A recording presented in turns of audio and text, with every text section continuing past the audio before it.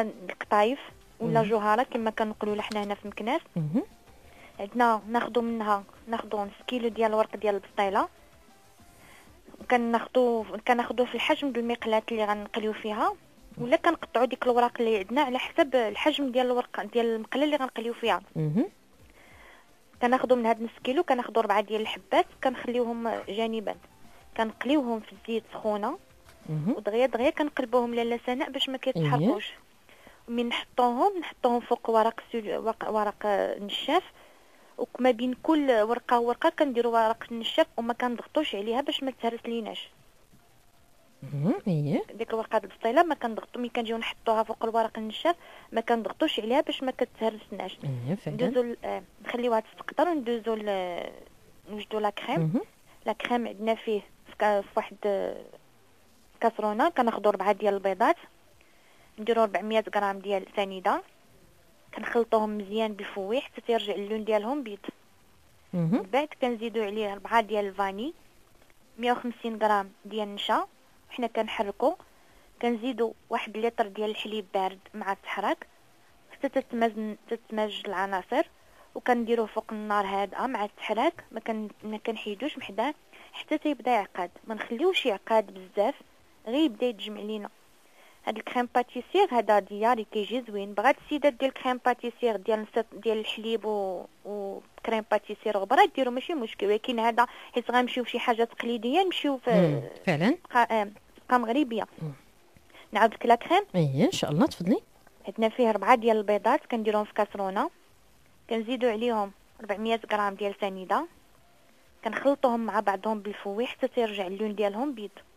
من بعد كنزيدوا 4 ديال الفانيات، 150 غرام ديال النشا مع التحراك، وكنزيدوا يطرو ديال الحليب بارد، حنا كنحركو حتى تتمازج العناصر، كنوضعوهم فوق النار وحنا مع التحراك حتى تيبدا يعقد.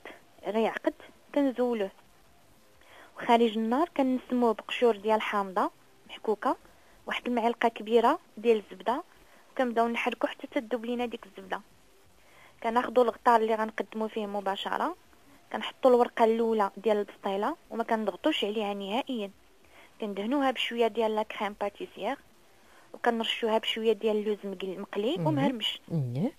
كناخذوا ورقه اخرى عاوتاني ديال البسطيله مقليه، كنحطوا فوق من داك لا كريم باتيسير، وكندهنوها حتى هي بالكريم باتيسير، وكنرشوها بشويه ديال الكركاع، وهكا كنبقاو غاديين مع الورقات كريم باتيسير، نرشو بالكركاع، نرشو باللوز، البيستاش، لاكاجو اللي بغات السيده صافي. والورقه الفوقانيه ما كندهنوهاش بلا كريم باتيسير، كنرشوها بشويه ديال السكر كلاصي. كنرجعوا لدوك 4 الوراق اللي خلينا من قبل، كنقطعوهم مربعات صغيره وكنقليوهم في الزيت ونشفوهم بالورقه، وكنحطوهم فوق داك السكر كلاص باش كتجينا بحال شي وريضه مشعكه من الفوق، وكندير واحد الرشه خفيفه بزاف ديال السكر كلاص فوق دوك الوريقات، وشويه ديال الرشه ديال القرفه باش ما نغطيوش دوك الوريقات الفوقانيين باش تبان لينا مشعكه من الفوق.